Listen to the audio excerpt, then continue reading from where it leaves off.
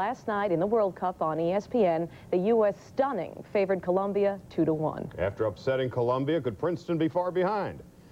Time will tell, but last night's win over the Colombians could conceivably do for soccer what Alan the Horse Amichi's touchdown did for the NFL in 1956. More on last night's win and highlights of today's World Cup activities from Bob Lee. Bob? It got even better today, if that's possible. Today at the Meadowlands, a world of pressure on Italy, not so much on Norway. The Italians today made 3 lineup changes after their loss last Saturday to Ireland, and they needed a win today. The Norwegians with the same team that beat Mexico, a game the Irish were sitting and watching very intently.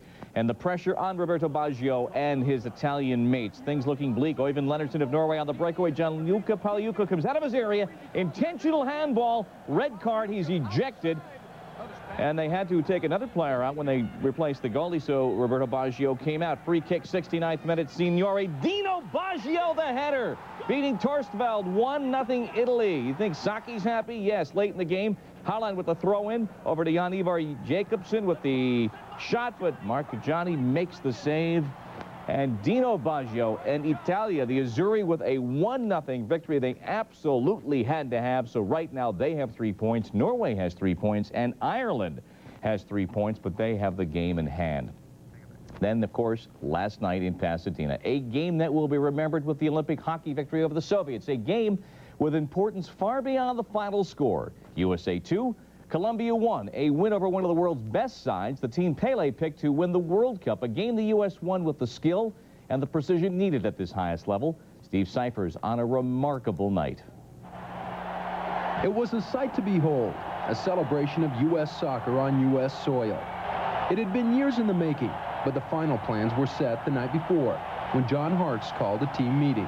All the boys sat together and we watched the films, we watched tapes, and then afterwards we said, get the coaches out. The team is where it's at. We need to do it on the field tomorrow, and that's it. From the very start, the Americans showed a poise and precision that was absent in their opener against the Swiss. And when Eric Winalda missed in the 29th minute, they showed persistence. When I was running back, the guys weren't saying, you know, nobody put their head down. They said, get another one, let's keep going. And that's what happened. I mean, we played spectacular. We played the way we can play. Tactically, the defense concentrated on taking away Colombia's options in the middle, while the offense focused on the outside with forwards Winalda and Ernie Stewart. We went on the outsides with myself and Eric and Kobe and everybody that did a good job, you know, because they're concentrated in the middle, and we forced them to the outside where they had their weaker spots. You got to give the American boys all the credit in the world. They played fantastically today. They played intelligent soccer, tactically sound, and they took advantage of their opportunities. No one can argue the success of the strategy and its execution. But execution comes with unselfish play and untiring effort. And that, more than anything, the players say, is their greatest asset. We don't have the team, we don't have the players, as Asprilla, as Baggio. We don't have that kind of players, but we have a group of guys that working together can work very hard. I think we just wanted it more than they did. They had so much pride on their backs coming in. They were the favorite to win this thing. I mean, everybody picked Colombia. Everybody went, ooh, we got Colombia in our group. No, we wait until obviously what happened, we beat them. Entering the World Cup, the U.S. had one goal in mind: to advance to the second round. Believing that's been accomplished, the goal has changed. The first thing we said was 4 points, second round, and then when we get there, now we reach for the cup. We go as far as possible. Anything's possible, so we might as well go as far as we can. At the Rose Bowl, Steve Cyphers, ESPN. After the game last night, we told you that Gooden was suspended for 60 days because he violated his drug aftercare program. The Associated Press is reporting that in tomorrow's New York Times that it will be written that Gooden flunked 2 random drug tests. Mike Tirico looks back at a thriving career sidetracked by substance abuse. Dwight Gooden showed Cooperstown style when he arrived in the majors, matured beyond his 19 years, armed with a blazing fastball and catchy nickname. Doc was a near unanimous Rookie of the Year. He won 17 games and set a rookie record with 276 strikeouts. The next year, he became the youngest Cy Young Award winner in baseball history with a 24-4 record and a minuscule 1.53 ERA. In '86, Gooden and teammate Darryl Strawberry were the cornerstones of a Met championship. 2 friends, 2 careers apparently destined for greatness. But off-field problems and injuries would alter that course.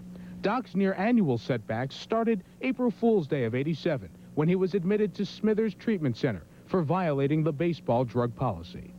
I knew I made a mistake, and I regret it a lot, but I must turn the page once again because life goes on, and I want to put all this behind me so I can get back to doing things I like, and that's playing baseball. The Mets put Gooden on the 60-day disabled list. Then Doc returned to baseball that June, winning his first start before a sellout home crowd that made it clear they were willing to forgive their star pitcher. Gooden started the '88 All-Star game, but missed most of the next season with a small tear in his shoulder. Doc won 16 of his last 18 decisions in 1990, but missed parts of the next 2 seasons again with shoulder problems. First week, you go through all types of things. Will I be the same? What if I don't make it back? That type of stuff. But that only lasted a short amount of time. After that first week, everything started going uphill, and I haven't looked back since. Gooden, a dominant 119 and 46 in his first 7 major league seasons, has seen that dominance erode to a mediocre 38 and 39 over the last 4, 3 and 4 this year after missing 7 weeks with a toe injury. Now in the final year of his contract, Gooden was hoping for an extension this spring to ensure he would end his career as a Met. But Met management wanted to see if Gooden, whose name commands big money, had the pitching ability to earn it. The Gooden suspension now comes at a time when the Mets have emphasized repairing a fractured relationship with their fans.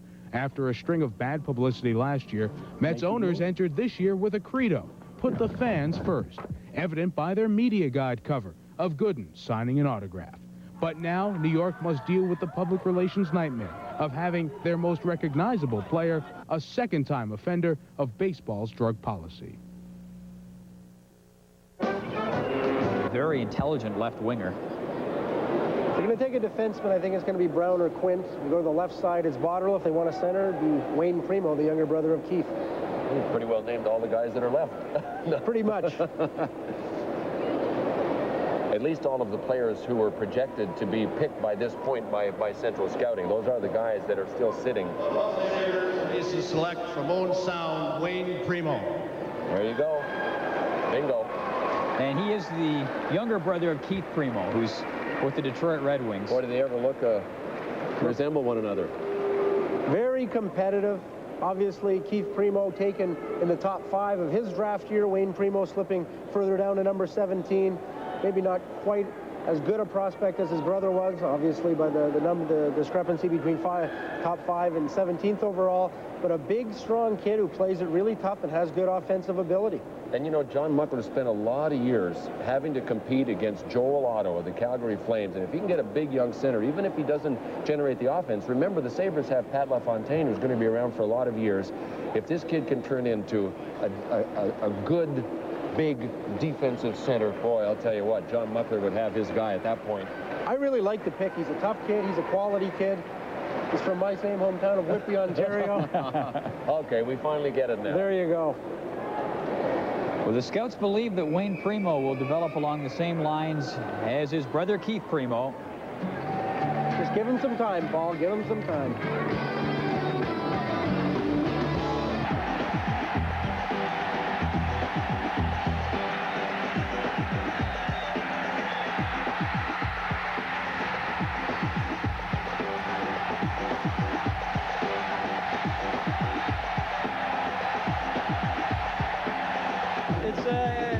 Undescribable. I don't know what to say, I've just got to think about it and see a couple more goals and or see it a couple more times, and then I can start thinking about it.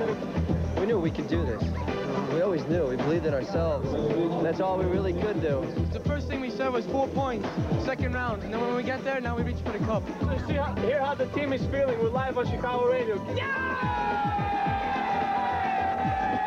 You have to go out on the field knowing that you have the possibility to win. If not, I don't think you should step out on the field at all.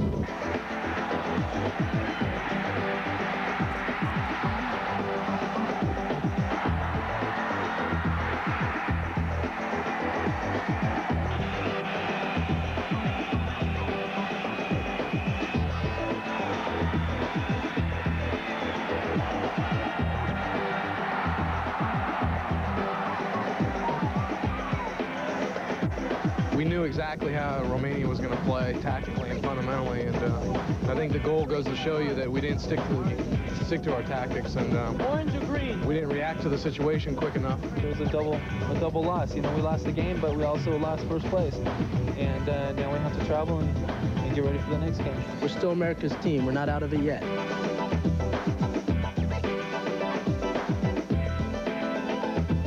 Can they beat? He knows how to play. He can make the plays. He's a tough kid.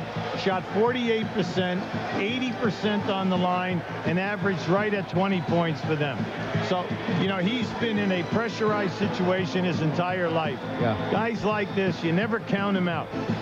You talk to one scout, they'll tell you, well, he's a little slow. He might not be able to make it. You talk to another scout, they like this guy because of his mental approach to the game. High IQ for the game, and he will do everything possible to make the team win. The Edmonton Eskimos are the CFL's defending champions, thanks to a 33-23 win over Winnipeg in last year's Grey Cup. The road to victory, however, was a rough one. The 1993 season had its ups and downs, but when playoff time came, the Eskimos started to roll. We were playing with a lot of confidence. We had a good defense. Our defense played well all year. And then, you know, going in the Western Final, we had beat Calgary 2 times earlier. So we had confidence playing against them. And during that time, we didn't care where we played them. And we felt we were going to win the football game. This is a club with arguably the strongest special teams in the league. The focal point, Henry the Gizmo Williams, who has returned kicks for touchdowns a remarkable 22 times in his career. Fans come to watch a player, and they come to watch you perform. A lot of guys like to spike the ball and dance. And with me, I'm so emotional, so I just do a flip. After I do that flip, it kind of calms me down sometimes. The Eskimos entered the 1994 season with the confidence of a champion. A potent offensive attack is complemented by the prototype CFL defense. It's fast and it's mean. And it's led by one of the hardest hitters in the league, linebacker Willie Pless.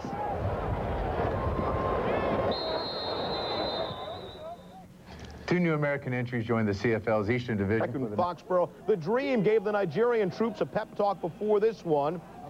Nigeria on the board first off the corner. Goes off an Italian defender. Emmanuel Amuniki is there to put it home. Nigeria up 1-0. Gianfranco Zola not pleased. The old red card, and he was gone. Italy now with just 10 men. One was Roberto Baggio, and he would be the difference. 88th minute, Mussi, the center to Baggio, who slips it past the goaltender and inside the post. Baggio breaks an 8-game scoring drought. Hakeem can't believe it. We're tied at 1. Heading to 1994 World Cup. First overtime, 102nd minute. The flip leads to a takedown. It's a penalty shot. Shooters 11 for 11. Roberto Baggio makes it 12 for 12. Baggio puts it in. Italy holds on for the 2-1 win. Baggio picked a good time to score his first 2 goals of the World Cup. Italy advances on. They will stay in Foxborough and await their next opponent in the quarters. That will be Spain. Brazil's Leonardo could be suspended for the rest of the tournament for that. Time to put all the problems behind them. Time to clean up the team's act, and they weren't allowed to use bleach. Brett Saberhagen has taken that stay-in-control credo to heart. Over his last 5 starts, he had allowed only 3 walks. Saberhagen with that control look again. Mark Carrion, watch this. To carry on. Jeff Reed, watch this. John Peterson. I don't want to watch. Bottom of the 4th. Perfect game, still alive. Bonds up the middle. Kent to his right. Strong arm, and they get Bonds. None hits, none base runners. 6 innings. Saberhagen helps himself at the plate. Double. Off Burkett. Nobody can get it. Scores Thompson. Mets up 3-zip. Dusty Baker says, we want to hit. We want to hit. Matt Williams, sit. Mark, carry on. Keep on watching. That's not nonsense. It's none hits. Nobody out in the 7th. Uh-oh. That's hit. Darren Lewis gets all of it, and Saberhagen watches it all. It's gone. So is the perfect game. It's 3-1 Mets.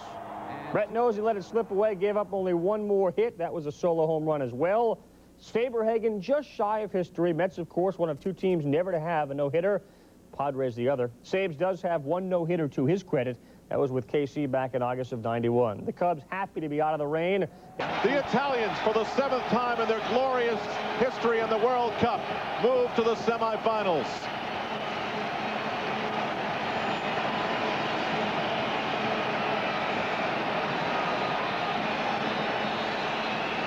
One of the stars. Signori another for his pass to Baggio, which won the game. Exasperation, pain, and some blood for Spain.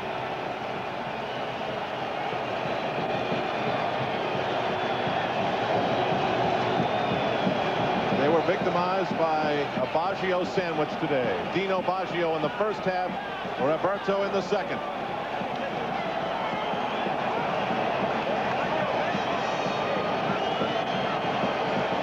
And now they wait. Will it be Germany? Will it be Bulgaria? Either way, they know they must deal with Roberto Baggio.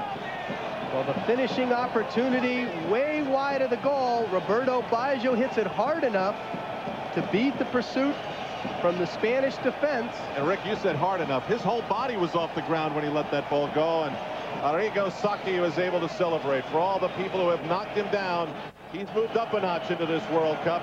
He'll now be part of the Final Four.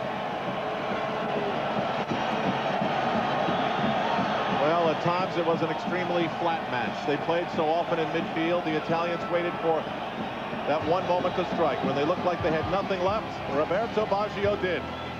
2-1 Italy as they advance to the semifinals. With Rick Davis, I'm Al Troutwig. Let's go to Jim McKay. And Brazil will take on Italy in the finals because the Italians bounced Bulgaria yesterday. Italy superstar Roberto Baggio, and Baggio did not disappoint the crowd. The 21st minute, Baggio with a beautiful curving shot there from the outside. It's 1-0. 5 minutes later, it's Baggio again. This time he scores from way outside, hits the corner, and scores. The Italians eliminate Bulgaria 2-1. It's Italy's first World Cup final since 1982. So Brazil beats Sweden 1-0. Italy over Bulgaria 2-1. They will meet in the finals, and you can see the World Cup finals at 3:30 on Sunday right here on News Channel 7. In Nashville last night, it was the AAA. Imagine the party if they win Sunday. Meanwhile, in Rome, 50,000 jammed the Piazza di Popolo, but tragedy accompanied all this jubilation. One man in the city of Bari was killed when he fell off the top of a speeding car and was run over. Another when a firework blew up in his hands. For a World Cup that's been a success on all levels, quality of play, attendance, TV ratings, this is a perfect finale, a battle for national glory between two of the sport's dynasties and individual immortality between two of its greatest scorers. Baggio's hamstring willing. Jack Edwards previews what most of the world considers the most important 90 minutes in sports. One game for the undisputed world championship in the planet's most popular sport. It is, if you can believe it, greater than even that. This 90-minute match of soccer is for all-time supremacy. Along with Germany, Italy, and Brazil, each have won the World Cup 3 times. No one has won 4. The Azzurri were Mussolini's darlings, winning the Cup twice in a row in the 1930s. Then Paolo Rossi rocketed to fame as an underdog Italian team took its 3rd title in 1982. Brazil's brilliance was brought to the fore by Pelé, who had a hat-trick in the 58 semis, then 2 more goals in the final. Brazil joined Italy as a back-to-back champion by winning again in '62. In 1970, a similar crossroads for these two teams, Brazil and Italy, then both 2-time champs, for the all-time lead. Pelé on a perfect header.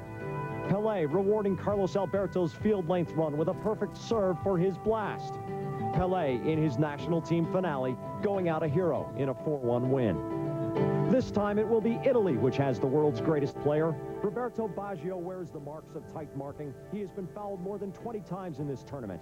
This man, of whom so much was expected, had done literally nothing that counted until Italy was 2 minutes from elimination. Then against Nigeria, he threaded the needle and pushed the game to overtime. From that moment, this has been his tournament. In overtime, an improbable and perfect dead ball flip pass producing a penalty kick, which Baggio took with pinpoint accuracy. In the semifinal, a curving kick to the corner for the game's first goal. The second would follow quickly, not the hardest shot, but such a certain goal. Arrigo Sacchi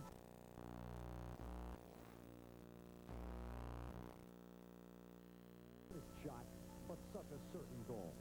Arrigo Sacchi took unending grief for using more than 70 players on his national team, for juggling lineups, for changing tactics. Yet Italy has proven that it is the tournament's deepest and most adaptable team. The coach has the last laugh, and Baggio provides his punchline. Brazil's skills are the best of any. Even against the Swedish team, which was dropping every player back on defense, Brazilian brilliance created offensive opportunities. In Pelé's day, they called this kind of collaboration the beautiful game. It is back. On Sunday in Pasadena, the beautiful game will meet Baggio. More than 2 billion people in all 24 time zones will watch it on television. It is for the sporting title of Planet Football, a game for this year, the next 4 years, and for history.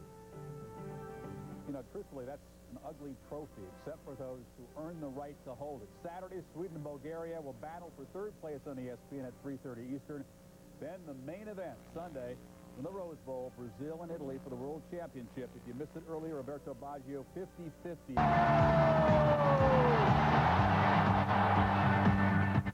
To that one is goal! And when all takes a score! USA! Maradona! Goal! That's what the world was waiting to see. Billy's in again. Salenko, he scored! How many more is he going to get? Musi, penalty area, center, and a goal! Guess who got it? He scored the chip.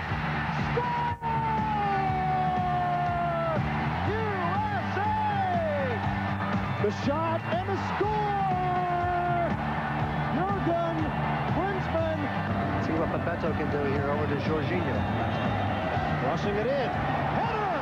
And it's in the net! 86, it ended in a tie. Roberto Baggio, Roberto Baggio! Roberto Baggio!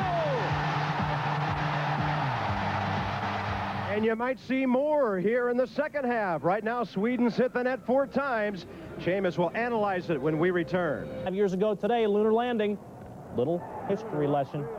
Raul Mondesi, one of the great new outfielders. Yes, he's poetry in motion. Had to leave the game after that. Either hurt himself or was embarrassed. This is Mike Piazza in the 5th. Single to right, Joe Orsulak. A little bit lazy coming up to play the ball, and that's not good when Delino DeShields is running. He's coming from first, and he is safe at the plate. 3-2 Dodgers lead. We go to bottom of 8. Roger McDowell is pitching. Game tied at 4. Bases loaded. Bases unloaded. Ryan Thompson clears him with the double down the line. They score 5 runs in that 8th frame. And here they all come. Mets win it 7-4. Dodgers lose for the 5th time in 7 games. Tim Wallach collects 4 hits for the 13th time in his career. Joseus Manzanillo picks up the win in relief. We go to Riverfront now. Reds and Marlins. Rene Latchman.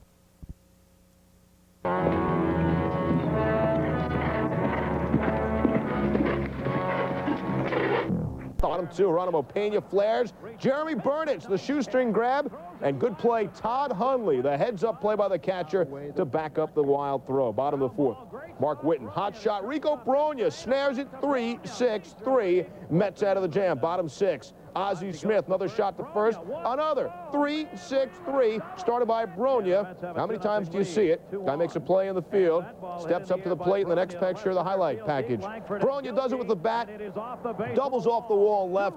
Burnitz and Kent score 4-zip Mets. They would score 5 in the 5th. Top 9, Brogna going for 5 for 5. Looks like he might get all of it. Not. Just off the top of the wall, a double. 5 for 5 for Brogna. He'll take it. He'll take the Mets. All that good D would pay off. Guillen on 3rd. 7-1. Brett Saberhagen, his 5th straight win, and it was a 7-hitter. Joe Torre said one of those tip your going and hopefully we'll get you tomorrow type games. And the Mets have been HBP, that's hit by a pitch, 49 times, breaking the club record, and it's still July. The Rocks, only 2 back in the West. The German national team in preparation of next month's World Championships. The game played in Charlotte. Head coach Don Nelson said he's not stupid. He knows where the game is. So Larry Johnson and Alonzo Mourning of Hornets fame started, and that put, of course, Shaq on the bench. And the big men for the Dream Team, they dominated. There's Zoe on the feed from Reggie Miller. Shaquille O'Neal, when he got into the game, would try some defense to get things started. The swat on Kai Nürnberger. Does this Dream Team want to play? You know they do. Here's Shaq diving over the German bench after a loose ball for the save. Is he okay? Sit down, the city of Orlando. He's just fine. At the other end, Shaq does what he does best. The jam on the feed from Joe Dumars to finish the break. Shaq enjoying the competition. Then, more Shaq, this time on the feed from Boston's Dominique Wilkins. How weird does that sound? Boston's Dominique Wilkins. Dream Team up 14 at the break. Dream Team coaches never so happy to watch Shaq do that. Second half, more defense. Dan Marley, the steal, the distance, the hoop, the foul, and then a couple of high fives to mix in for his efforts. Larry Johnson, the local favorite, shows he can pass too. The dish to Reggie for the jam. The Dream Teamers hang on to win by 33. Dumars led the way with 20, 14 for Shaq, 5 boards, 2 blocks. The team shot 65% from the floor. These guys are pretty good. We're just getting started. Head on. Because of this man, Rico Bronya, get out of here. Top of the 7th, bases loaded, Mets up 1, and Bronya, the base hit, 2-run score. Bottom of the 8th, Cards down by a run. Luis Alicea takes Moro Gazzo out of Bush, second pinch home run this year. And to extra innings we go. Top 11th, there's that guy. Rico up with Jeff Kent on second, and Bronya unloads off Gary Buckles for the 2-run shot, is 6th to put the Mets in front. Bottom of the 11th. Cards down 1, Witten the tying run on 3rd, and John Franco on the 3-2 pitch strikes out Tom Pagnozzi to end it, his 24th save. The 8th Mets pitcher they used that ties the club record, but give it up for Rico. Bronya just on a tear. The night before this game-winning hit, he went 5 for 5. The Cubs doubled the Bucks, 8-4, 3 hits apiece for Dunston, Sosa, and Hill. Third base. Feeling pretty good about themselves. Bottom 3rd, 1-zip Cards. Greg Jeffries trying to be picked off by Jason Hockamy, but David Segui's throw get by Jeff Kent. Jeffries at 3rd, he'd score on a ground out. 2-zip Cards. Mets go a long ball. Bobby Bonilla, homer number 17 to make it 2-2. 4-2 Cards. Tim Bogar is second. Bonilla again. 18, second of the game off Rich Rodriguez. 6-4 Mets. And the Mets have been playing long ball all season long. One more home run. This one from Ryan Thompson. His 17th. Just clears the wall and left, the top of it and over. And the Mets score all their runs on homers, and they'll take it. And they win 7-4. Tom Urbani had a 3-hitter into the 8th. Jason Hockamy has won his 4th straight.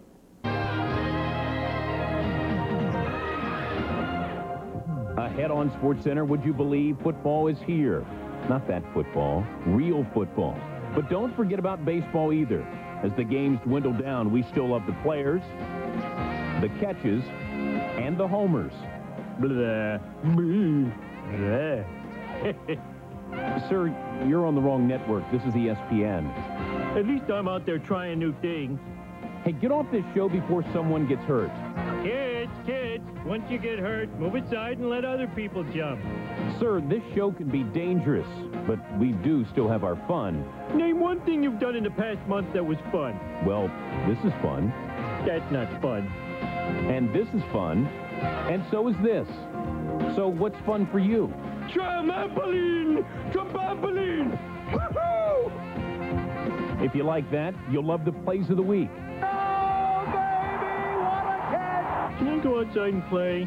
Sure, but then you'll miss SportsCenter, which always eases the pain. And it's next.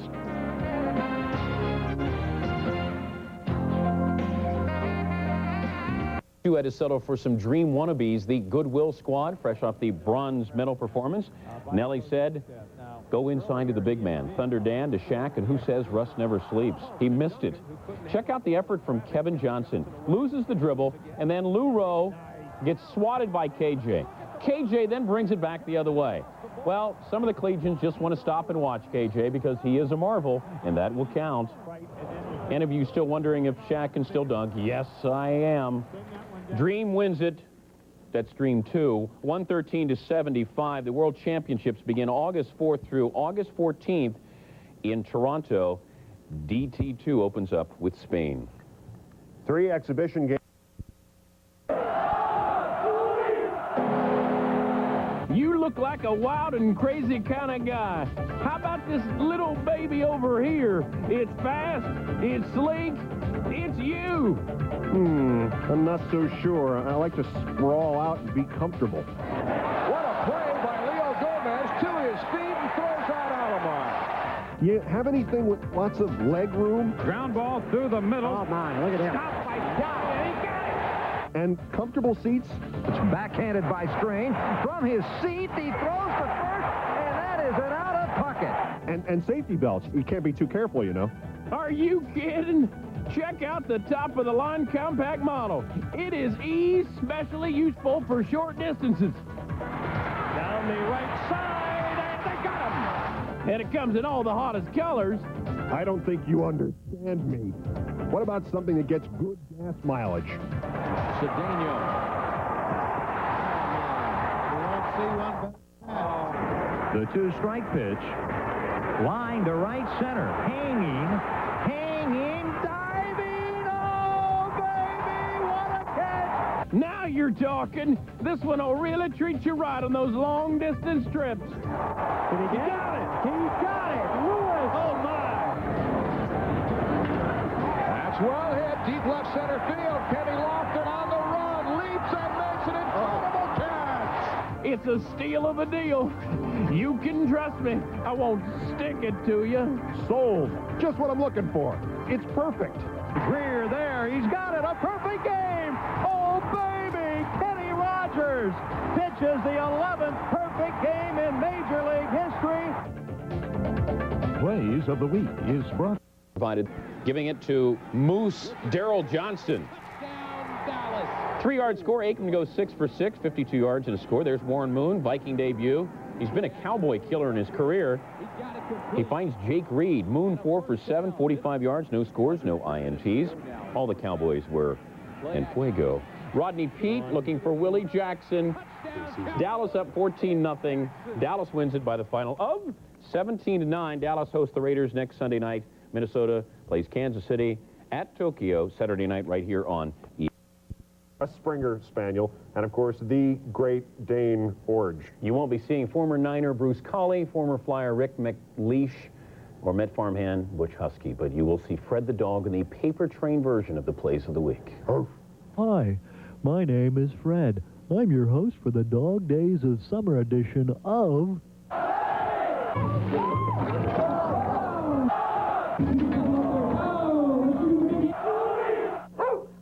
Let's go find some plays.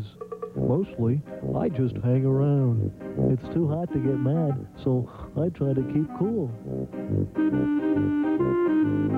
I just like to watch these guys.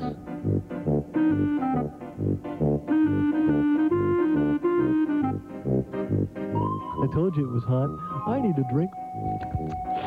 Oh my gosh!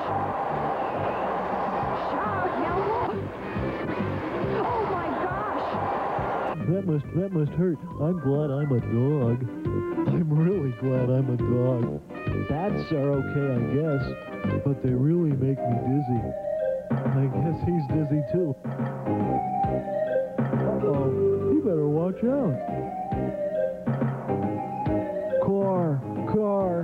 Car. I wonder what would happen if I caught one. That wouldn't be fun. This car is safer, but not by much. Alligator, go home. This is a dog's day. Even I can throw better than that. These smell like some good plays.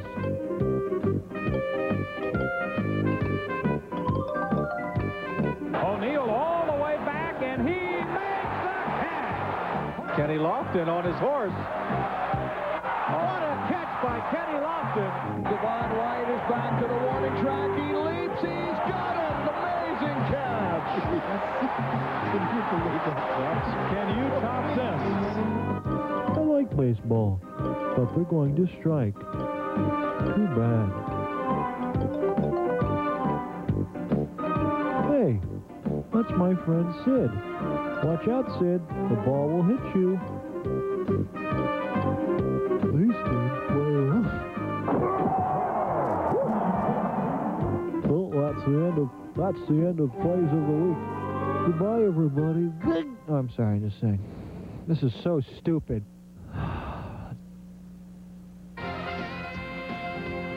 Plays of the Week is... Was John Freese getting acquainted with Bruce Smith. The Bills with the football, a familiar sight. Jim Kelly, Andre Reed. He takes it in, first score of the game, 4:58 to go in the first. Second quarter, Schuler gets his chance. First pass as a pro. looking for Frank Wycheck. A safe dump off, but it wasn't all roses for Heath. Dropping back to pass, he did not see where this landed, but he's being told Jeff Burris of Notre Dame has just picked it off. Why was it picked off? He gets flattened and never saw it happen. Had to loft it up a little bit higher, 4 for 10, 47 yards. That's Gus Farad. Finds Stephen Hobbs 13 yards out, 10-9 Bills, third quarter. And then Norv's troops go for 2. William Bell powers it in. Skins leading at 11-10. Football season, we're ready for you. 13-11. Kelly goes 9 for 12, 141 yards. Schuler goes 4 for 10, 47 yards. Did have the INT. Andre Reed, the star of this one, with 4 catches for 80 yards and the touchdown. You gave us a try, now hit subscribe. Be sure to YouTube responsibly and hit that like button if you like what you see, because there's plenty of content to come.